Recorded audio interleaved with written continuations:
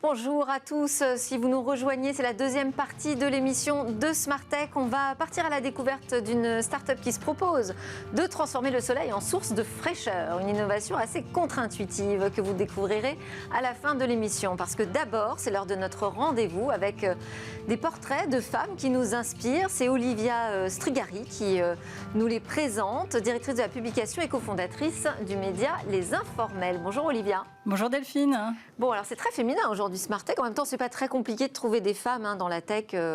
De moins en moins en tout cas. Il suffit d'y penser un petit peu. Alors on va parler de l'une d'entre elles, Emmanuelle Larocque, qui est présidente de Social Builder, une association donc, qui propose de booster la formation des femmes au métier du numérique et qui les met aussi en lien avec des entreprises pour le recrutement.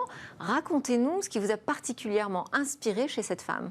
Alors déjà, Emmanuelle Larocque est totalement dans l'actualité des semaines, des jours, de ces jours-ci, parce qu'elle a reçu elle et son association ont reçu plusieurs récompenses. Donc elle est très investie et elle est un peu partout. En fait, elle vient d'être nommée dans le Google Impact Challenge for Women and for Girls. Je vous en parlerai un petit peu plus en avant.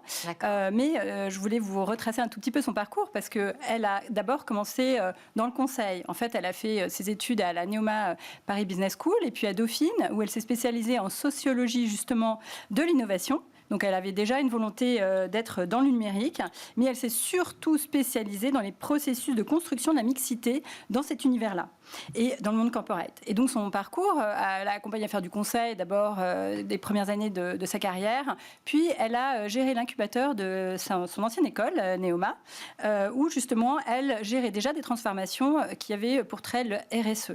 Mais elle avait toujours un désir de s'investir et de fonder sa boîte. Et le déclic vient d'un séminaire qui l'a mise en confiance vis-à-vis d'elle-même et qui a créé un point de bascule et qui l'a permis de passer à l'acte. Et c'est là que naît Social Builder en 2011. Donc je l'ai présenté très rapidement, Social Builder. Je pense que vous allez pouvoir être plus précise que moi. Oui, alors en fait, Social Builder, c'est donc une association, selon la loi de 1901, mais avec à l'intérieur de cette association une société capitalistique qui reverse l'intégralité de ses bénéfices à l'association. Donc c'est un double levier. En fait, cette association a pour l'ambition de mettre à l'égalité au cœur des métiers du numérique à travers la formation des femmes. Des femmes d'un côté, mais aussi de pouvoir et pourvoir les besoins et en compétences numériques des entreprises. En fait, aujourd'hui, on voit bien qu'il y a un problème, il y a une grande demande de recrutement dans les métiers digitaux, mais peu de candidats et encore moins de candidates en face, puisqu'il y a un manque de formation à la base. Voilà. Et donc, c'est à ce croisement-là que s'insère Social Builders, avec une capacité de travailler en relation avec les entreprises pour comprendre quels sont leurs besoins, quelles sont les compétences qu'elles vont rechercher. Et de l'autre côté, elle va se mettre en lien avec des femmes, surtout des demandeuses d'emploi, 95%, ce sont des demandeuses d'emploi, qu'elle va informer à toute la palette et toutes les facettes des métiers du numérique à travers un chatbot qui est intégré à leur site internet et puis ensuite selon un parcours qui dure une semaine qui s'appelle Horizon et qui va leur permettre en fait de comprendre et de voir où est-ce qu'elles veulent aller et quel type de métier elles veulent développer ou bien aussi des entrepreneuses en reconversion qui ont besoin de se former au digital pour du e-commerce, pour tout un tas de métiers qui aujourd'hui peuvent pas faire sans. Voilà. Et donc, c'est à ce croisement-là, en fait, que se situe Social Builders et qui crée cet impact qu'elle a envers les entreprises et surtout envers les demandeuses d'emploi. Ouais, des actions très concrètes. Est-ce que vous pouvez nous en dire plus sur elle, sa personnalité, où elle en est aujourd'hui ? Alors, elle, déjà, Social Builders fait ses 10 ans cette année, elle vient de fêter ses 10 ans. Ça veut dire aussi plus de 62 000 femmes formées aux nouveaux métiers du numérique. Donc c'est énorme. Ouais. Emmanuelle, dans l'interview que j'ai faite avec elle, avait vraiment un mot à la bouche, c'est avoir de l'impact. Donc on peut dire aujourd'hui que... C'est une femme engagée. Voilà, une femme très engagée, mais en même temps très pragmatique aussi, qui a bien compris qu'on doit être une association, mais qu'on doit aussi répondre aux besoins des entreprises. Donc en fait, elle va avoir un impact concret dans la réalité, ancré dans la réalité à la fois des entreprises et des salariés, des futurs salariés, et surtout des demandeuses d'emploi. Donc voilà, et en fait aujourd'hui, donc, après 10 ans de vie, elle a surtout de sa société, elle vient d'intégrer l'incubateur de l'ESSEC, qui s'appelle Entrepia, pour justement ce qu'on dit dans le jargon de la tech scaler, donc grandir et surtout s'ouvrir à l'international. Entre-temps, elle a quand même accumulé les distinctions. Elle en a tellement que ça en donne un peu le tournis, mais c'est justifié, vraiment. Elle a d'abord été lauréate du programme Ariane de Rothschild en 2014, de Fulbright en 2018.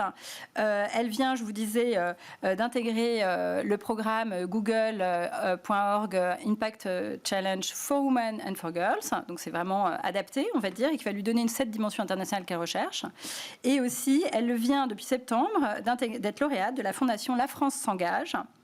Enfin, elle est aussi membre de la coalition du Forum pour l'égalité UN Women, donc l'ONU des femmes, et elle va recevoir d'ici la fin de l'année l'Ordre national du mérite. Voilà, et pour clore son actualité très dense, vendredi prochain, elle est à l'honneur d'un workshop, elle est speaker d'un workshop pour le Women's Forum. Et le sujet, évidemment, c'est l'entrepreneuriat féminin n'a pas de frontières. Donc vraiment dans la cible. Et voilà, et on doit dire qu'elle est vraiment de tous les combats lorsqu'il s'agit d'inclure les femmes dans l'univers du travail et notamment dans l'univers et de l'industrie du numérique. Bon, parfait. Excellent choix de portrait aujourd'hui, puisque nous avons traité justement du Women's Forum. On termine ensemble avec le rendez-vous du mois proposé par les informels. Exactement. Le rendez-vous du mois, c'est Femmes entrepreneuses by Orange. Alors, by Orange, c'est le programme d'accompagnement, c'est un programme d'accompagnement de 9 mois à la carte pour des créatrices d'entreprises. Vous avez du coworking, du coaching, de l'accompagnement aussi pour le développement commercial. Donc, c'est vraiment un programme assez complet. Les inscriptions, c'est pour bientôt, c'est le 26 novembre prochain. Vous pouvez trouver toutes les informations sur le site d'Orange, mais je vous conseille de faire une recherche Google parce qu'il est assez difficile de trouver l'onglet adapté dans le site Orange. Vous l'avez peut-être sur le site Les Informels aussi ? On l'a aussi déjà sur le site Les Informels. Voilà. Une façon de trouver l'information. Merci beaucoup, Exactement. Olivia Strigari, donc directrice de la publication et cofondatrice des Informels. À suivre dans Smart Tech, on va parler de demain. Demain, refroidir grâce au soleil.